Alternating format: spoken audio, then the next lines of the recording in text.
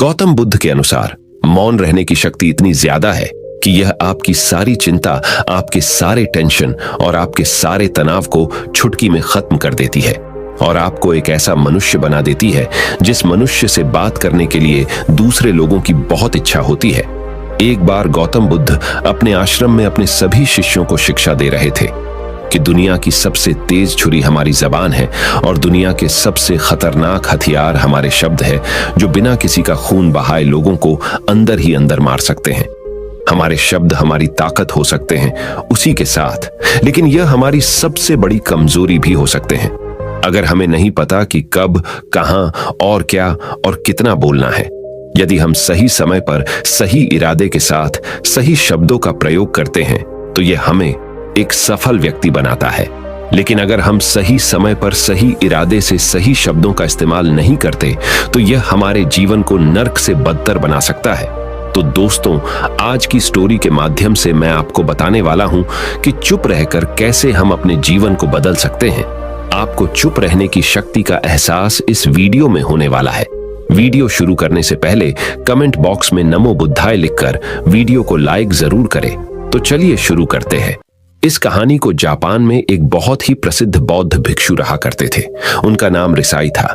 रिसाई अकेले रहते थे। दुनिया के शोर शराबे से दूर जंगल में वो रहते थे और वह बड़े ही ध्यानी और प्रभु भक्त व्यक्ति थे, इसलिए वह पूरे जापान में बहुत अधिक प्रसिद्ध थे। एक दिन एक राजकुमार रिसाई के पास आया और बोला, हे प्रिय भिक्षु, मैं हमेशा थका हुआ, निराश और परेशान महसूस करता हूँ। मेरा मन बहुत अशांत रहता है। हालांकि मेरे पास सब कुछ है, दौलत, शोहरत, सुख सुविधाएं जो हर व्यक्ति चाहता है या पाने की इच्छा करता है, लेकिन फिर भी मेरे अंदर इतनी अशांति और चिंता क्यों है? रिसाई ने उसकी बात बहुत ही ध्यानपूर्वक सुनी और कुछ सोचने के बाद कहा, तुम इस प्रश्न का उत्तर जानते हो, बस तुमने कभी इस प्रश्न को हल करने की कोशिश नहीं की है। रिसाई ने आगे कहा, मैं एक रिसर्च करना चाहता हूं, क्या तुम मेरा साथ उसमें दोगे? इस रिसर्च के बाद तुम्हारे जीवन में किसी भी तरह की अशांति और चिंता नहीं रहेगी। ये बातें सुनकर राजकुमार बहुत हैरान था। उसने रिसाई से कहा, बताइए, मुझे क्या करना होगा? अपने मन की शांति के लिए मैं कुछ भी करने को तैयार हूं। राजकुमार की इन्हीं बातों को सुनकर भिक्षु ने कहा, तो फिर आप अगले 15 दिन के लिए मेरे आश्रम में रहोगे और एक सामान्य व्यक्ति की तरह अपना जीवन व्यतीत करोगे और इन 15 दिनों में तुम अकेले और चुपचाप रहोगे, जितना हो सके कम बोलोगे। राजकुमार उस भिक्षु की बातें सुनकर सहमत हो गया। पहले दिन राजकुमार को लगा कि उसका मन सामान्य से अधिक अशांत और विचलित है। उसके मन में तरह तरह के विचार आ रहे हैं थे और वह आम लोगों की तरह जीवन जीने में असहज महसूस कर रहा है। उसे अंदर से बोलने की इच्छा हो रही थी, लेकिन वह चुपचाप रहा। उसके मुंह से एक भी शब्द नहीं निकला, बस वह चुपचाप बैठा रहता। लेकिन रात होते होते उसे अंदर ही अंदर शांति का अनुभव होने लगा। उसके लिए यह अनुभव अजीब था। वह खुद से पूछ रहा था कि वह अंदर ही अंदर इतना खुश क्यों है और उसकी आंतरिक बेचैनी और चिंता कम क्यों होने लगी है। अगले दिन राजकुमार अकेला चुपचाप बैठा रहा और वह प्रकृति को निहार रहा। वह पौधों को, फूलों को, आकाश में उड़ रहे पक्षियों को, वह अपने जीवन में पहली बार यह अद्भुत दृश्य महसूस कर रहा था कि उसके पास कितनी सुंदरता है। वह दिन भर प्रकृति की सुंदरता को निहारता रहता और उसकी ताजगी को महसूस करता रहता। इसी तरह से 10 दिन बीत गए और उसके मन की सारी बेचैनी, सारी हलचल, सारी उथल पुथल और सारा तनाव गायब हो गया। 11वें दिन की सुबह राजकुमार फिर से एकांत में बैठ गया और कुछ ही मिनटों में उसकी आंखें अपने आप बंद हो गईं और वह गहरे ध्यान में चला गया। वह पूरे दिन वहीं पर आंखें बंद करके बैठा रहा और गहरे ध्यान में डूबा रहा। ना कोई शब्द, ना कोई चिंता। राजकुमार भीतर से असीम शांति और आनंद से भर गया। राजकुमार अपने बाकी के 4 दिन इसी तरह गहरे ध्यान में व्यतीत करने के बाद 15 दिन बाद रिसाई के सामने प्रस्तुत हुआ और रिसाई को प्रणाम करके बोला, प्रिय भिक्षु, मुझे उत्तर मिल गया कि मेरे मन में इतनी उथल पुथल और चिंता क्यों थी। मैं जान गया कि मेरा मन इतना अशांत और विचलित क्यों था। रिसाई मुस्कुराते हुए पूछा, बताओ, क्या उत्तर मिला तुम्हें? राजकुमार ने कहा, मैं आवश्यकता से अधिक बातें करता था। मैं किसी पर भी अपने शब्द और ऊर्जा व्यर्थ करता था। मैं दिन भर अपने लोगों से फालतू की बातें करता रहता और फिर उन्हीं के बारे में अकेले में सोचता रहता और ज्यादातर समय नकारात्मक ही सोचता रहता। इस तरह मैं बस अपना समय बर्बाद कर रहा था। ज्यादा बोलने और नकारात्मक सोचने की वजह से मेरा मन अशांत और बेचैन हो गया था, और इसी वजह से मैं किसी भी काम को ठीक से नहीं कर पा रहा था, जिसकी वजह से मैं हर काम में असफल होने लगा। और फिर इन्हीं लगातार मिलने वाली असफलताओं की वजह से ही मैं और भी उदास और चिड़चिड़ा हो गया। इन्हीं सभी चीजों की वजह से मेरा जीवन नष्ट हो रहा था। लेकिन यहां पर बिताए हुए 15 दिन मेरे लिए पूरी तरह से अलग थे।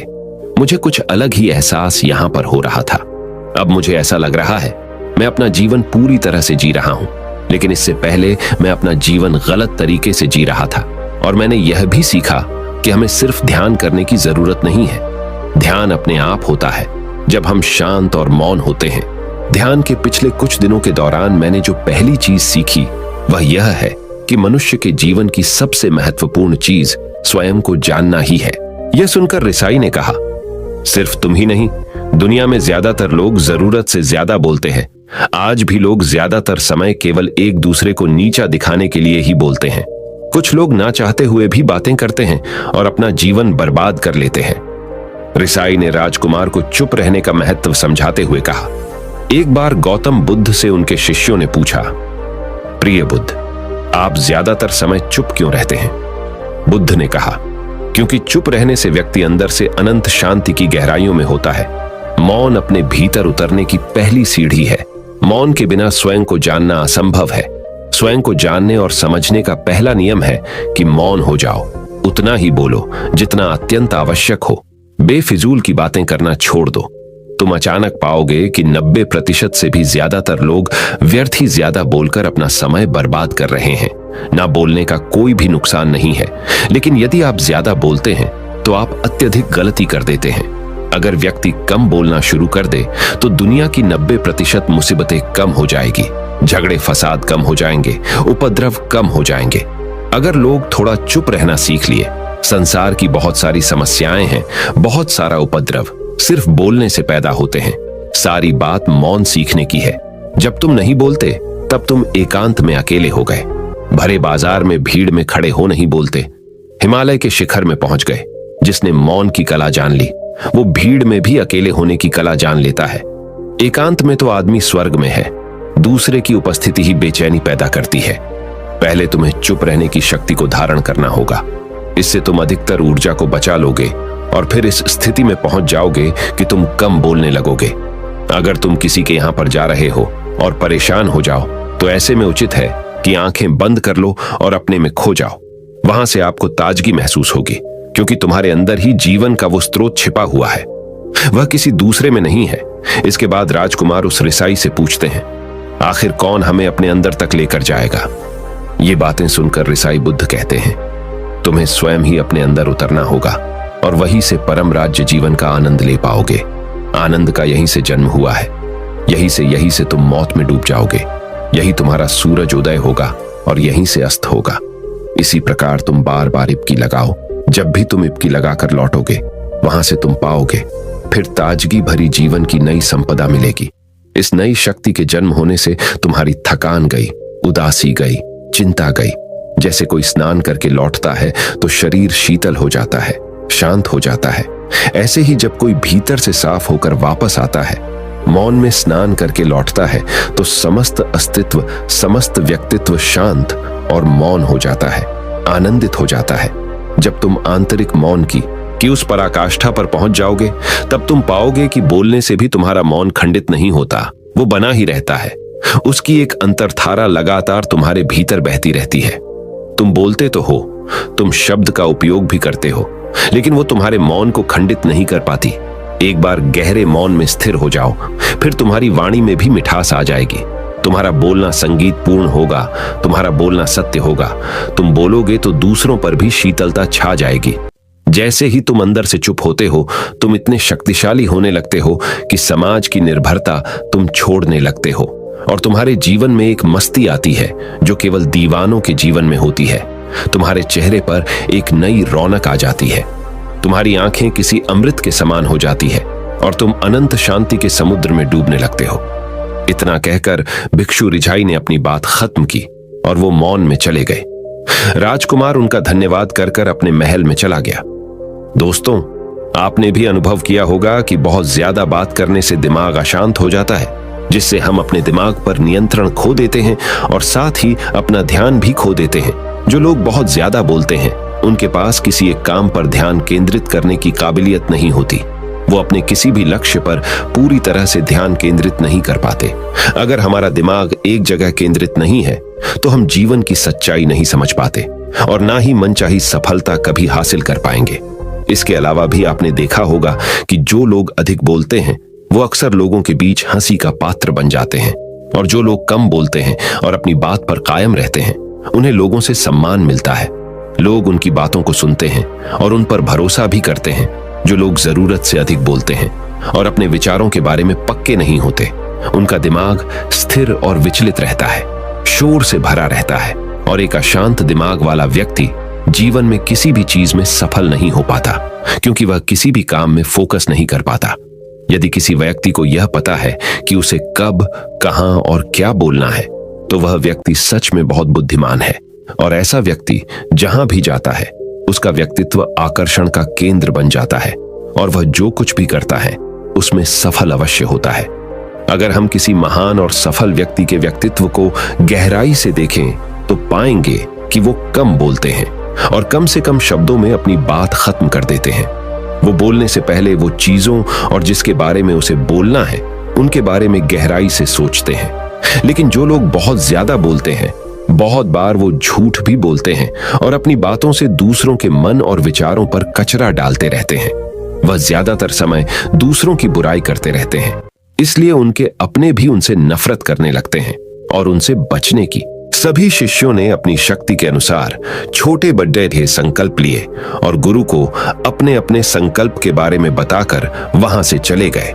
लेकिन वह शिष्य जो खुद को सबसे अलग और बड़ाधा दिखाना चाहता था, वह सीधे गुरु की कुटिया में पहुंच गया और बोला, मैं कोई छोटा मोटा संकल्प नहीं लेना चाहता, बल्कि खुद की ही जैसे एक बड़ेढ़ा और महान संकल्प लेना चाहता हूं। कृपया आप ही बताएं, क्या संकल्प लेना चाहिए? उसकी यह बात सुनकर गुरु मुस्कुराए और बोले, क्या तुम मेरे द्वारा दिए गए संकल्प को पूरा कर पाओगे? क्या तुम्हारे लिए उसे पूरा करना संभव होगा? शायद नहीं। वह तुम्हारे लिए संभव नहीं है। तुम उसे पूरा नहीं कर पाओगे, इसीलिए तुम खुद ही कोई संकल्प ढूंढो। शिष्य ने कहा, नहीं गुरुदेव, आप जो भी संकल्प मुझे देंगे मैं जरूर उसे पूरा करूंगा। गुरु ने कहा, ठीक है, तो तुम अगले 1 महीने तक चुप रहोगे, मुंह से एक शब्द भी नहीं निकालोगे, यही तुम्हारा संकल्प है। शिष्य ने कहा, गुरुदेव, यह भी कोई संकल्प है? यह तो बहुत ही आसान है, 1 महीने तक चुप ही रहना है। आप कोई बड़ेढ़ा संकल्प दीजिए जो मेरी योग्यता के लायक हो, जिसे पूरा करने में मुझे समस्या हो। गुरु ने कहा, पहले तुम इस संकल्प को तो पूरा करके दिखाओ। शिष्य ने गुरु की बात मान ली और वह उसी समय चुप हो गया और पलटकर कुटिया से बाहर चला गया। उसे चुप रहना बहुत आसान लग रहा था। उसने एक दिन तो जैसे तैसे चुप रहकर काट लिया, लेकिन दूसरे दिन से उसके मन में ना बोलने का बोझ बढ़ने लगा। तीसरे दिन उसे भारीपन महसूस होने लगा और चौथे दिन उसके अंदर एक अजीब सी बेचैनी होने लगी, क्योंकि आसपास आश्रम के सभी शिष्य एक दूसरे से बातें कर रहे थे। वह भी अपना पक्ष उनके सामने रखना चाहता था, उनकी बोलती बंद कर देना चाहता था, लेकिन उसका संकल्प उसके आड़े आ रहा था। इसीलिए वह पूरे दिन सिर्फ मुंह और आंखें बनाता रहता। इसी तरीके से कुछ दिन और बीते और वह शिष्य बीमार पड़ीडीएच गया। उसका सिर फटा जा रहा था, उसका खाने पीने तक का मन नहीं कर रहा था, वह सिर्फ बोलना चाहता था। वह गुरु के पास गया और उनके सामने बैठकर लिखकर उन्हें बताया, गुरुदेव, मैं बोलना चाहता हूं, बिना बोले मुझे सांस नहीं आ रही, मेरा दम घुटता जा रहा है, मैं अंदर ही अंदर पागल हुआ जा रहा हूं, मैं क्या करूं? संकल्प तोड़ दूं क्या? यह पढ़कर गुरु मुस्कुराए और बोले, संकल्प तो तोड़ने के लिए ही होते हैं, लेकिन जो अपने संकल्प को पूरा कर लेता है वही अपनी आंतरिक शक्ति को बढ़ाता है, और जो अपनी आंतरिक शक्ति को बढ़ा लेता है वह समाज और जागृति की राह पर आगे भी आज जाता है। संकल्प का लेना भी तुम्हारे हाथ में था और इसे तोड़ना भी तुम्हारे ही हाथ में है। तुम्हारे बहुत से भाई अपने संकल्प को तोड़कर अपनी पुरानी दिनचर्या पर वापस आ चुके हैं। अगर तुमसे नहीं हो पा रहा तो तुम भी संकल्प तोड़कर अपनी पुरानी दिनचर्या पर वापस जा सकते हो। लेकिन याद रहे, अगर आज तुम इस छोटे से संकल्प को नहीं संभाल पा रहे तो तुम अपनी बाकी की पूरी जिंदगी को कैसे संभाल सकोगे? बाकी फैसला पूरी तरह से तुम्हारे हाथों में है। गुरु की यह बात उस शिष्य के दिल में चोट कर गई। वह बिना कुछ बोले वहां से वापस चला गया और खुद को अपनी कुटिया में बंद कर लिया। वह केवल अपने जरूरी कामों के लिए ही कुटिया से बाहर निकलता, बाकी सारे समय कुटिया के अंदर ही बैठा रहता। 15 दिन बीत चुके थे और आश्रम के लगभग सभी शिष्यों का संकल्प अब तक टूट चुका था, लेकिन उसका संकल्प अभी भी जारी था। संकल्प लेने के बाद से अब तक उसने एक शब्द भी नहीं बोला था।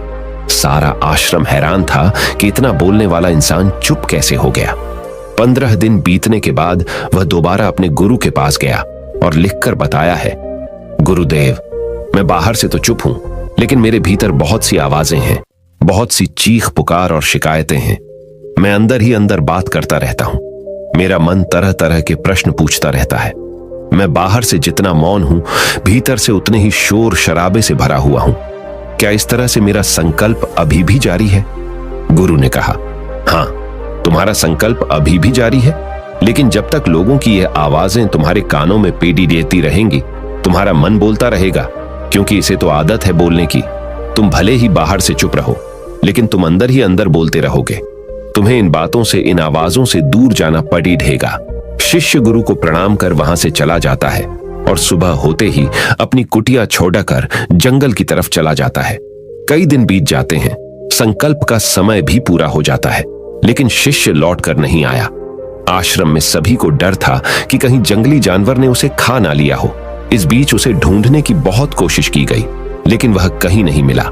सभी गुरु भाइयों ने मान लिया था कि जंगली जानवरों ने उसे अपना शिकार बना लिया है, लेकिन गुरु को ऐसा नहीं लगता था।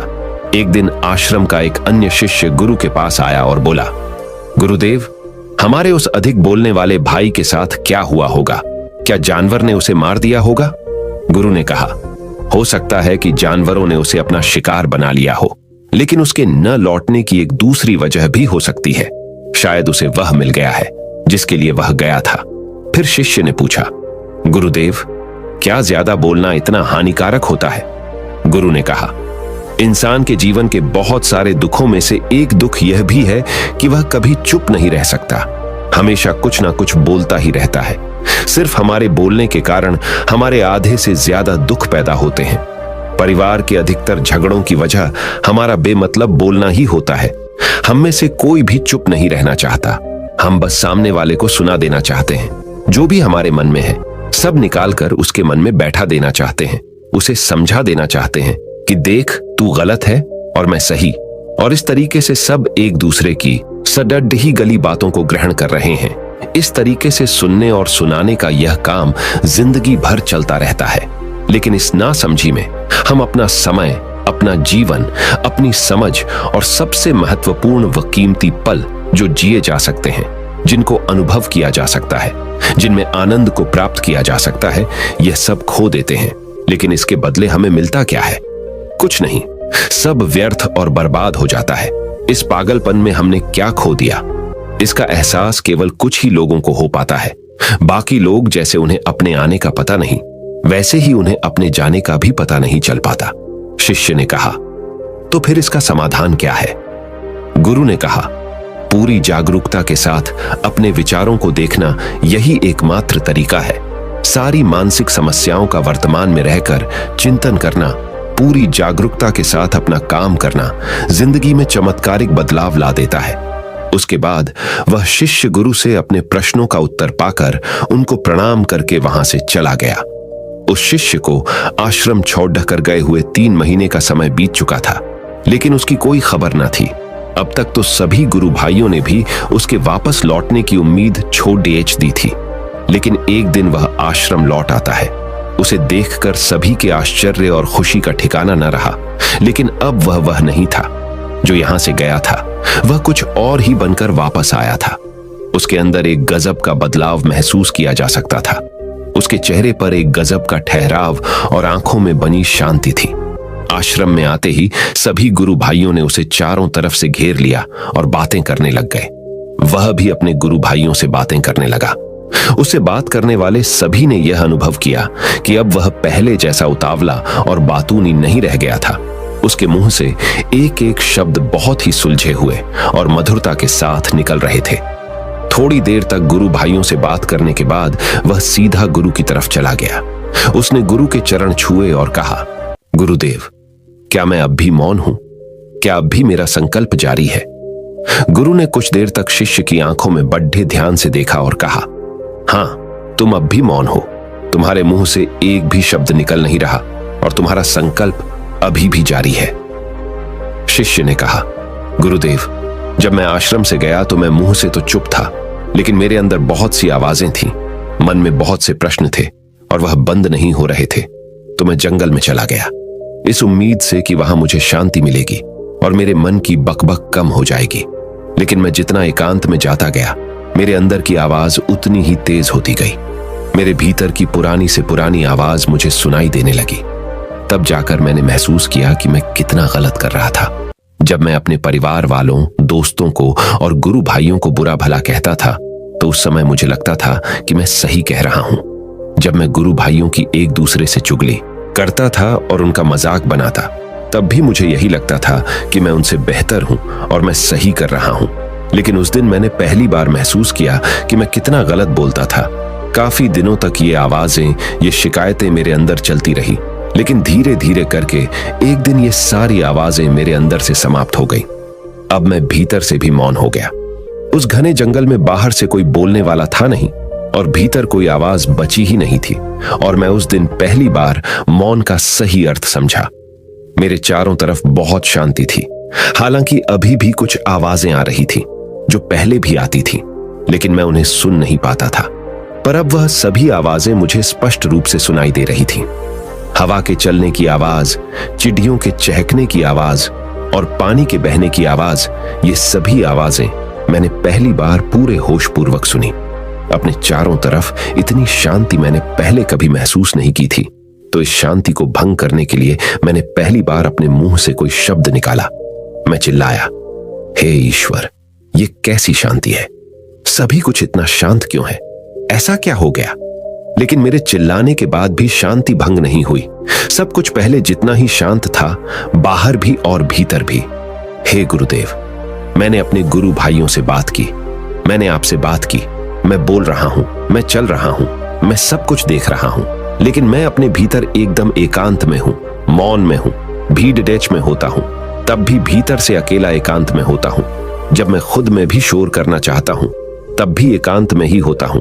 अब सब दिखाई पड़ी डाहने लगा है, सब सुनाई पड़ी डाहने लगा है।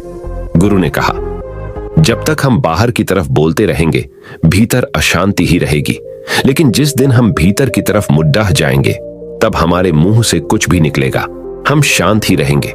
दुनिया में जितनी भी बुराइयां हैं, ज्यादातर हमारे बोलने से ही उत्पन्न होती है, क्योंकि हम चुप रहना नहीं चाहते। हम जितनी जरूरत है उससे कहीं ज्यादा बोलते हैं। हम सामने वाले को सुनना नहीं चाहते, बल्कि उसकी बोलती बंद कर देना चाहते हैं। उसे समझा देना चाहते हैं कि मैं कौन हूं, मैं क्या कर सकता हूं, और यही हमारी जिंदगी का मकसद बनकर रह जाता है। हमारी सारी ऊर्जा व्यर्थ के बोलने में बर्बाद होती रहती है। ऐसे ही समाज में लोगों का जीवन दुखों से भर जाता है, जो हमेशा एक दूसरे को सुनाने में लगे रहते हैं। कभी एक दूसरे को सुनना नहीं चाहते, समझना नहीं चाहते, और चुप रहना तो उन्होंने कभी सीखा ही नहीं, क्योंकि चुप रहना उन्हें छोटा महसूस करवाता है। दुनिया की सभी लड़ाइयों का कारण हमारा बोलना ही है। इसलिए हमें सिर्फ उतना ही बोलना चाहिए जितना जरूरी हो, क्योंकि व्यर्थ का बोलना ऊर्जा को नष्ट करना है, और यह बोलना ही हमें कभी अपने भीतर की ओर लौटने नहीं देता, क्योंकि यह हमें बाहर की ओर खींच कर रखता है। और बाहर है ही क्या इस संसार के अलावा। लेकिन अगर अपने भीतर के संसार की ओर मोड़ना है, तो इस मुंह को बंद ही रखना चाहिए। इसीलिए जितने भी बुद्ध हुए, आत्मज्ञानी हुए, वह सभी एकांत की ओर भागे, ताकि उन्हें ज्यादा न बोलना पड़ी डेहे, ज्यादा सुनना न पड़ी डेहे। वह एकांत में रहे और शांत रहे, इसीलिए आसानी से भीतर की यात्रा कर पाए। लेकिन अगर कोई चाहे तो इस संसार में रहकर भी एकांत में रह सकता है, शांत रह सकता है, लेकिन इसके लिए उन्हें अपनी ऊर्जा बचानी होगी, जिसे वह अब तक अपने व्यर्थ के शब्दों में बर्बाद कर रहे थे। दोस्तों, इस कहानी की सीख यही है कि व्यर्थ का बोलना ऊर्जा को नष्ट करना है। ज्यादा और व्यर्थ बोलना ही हमें अपने भीतर की ओर लौटने नहीं देता, क्योंकि यह हमें बाहर की ओर झुकाए रखता है। और जिन्हें भीतर की यात्रा करनी है उन्हें अपने मुंह को बंद ही रखना चाहिए। मुझे उम्मीद है कि आपको यह कहानी पसंद आई होगी और काफी कुछ सीखने को मिला होगा। कहानी के बारे में अपने विचार आप हमें नीचे कमेंट बॉक्स में कमेंट करके बता सकते हैं। नमो बुद्धाय।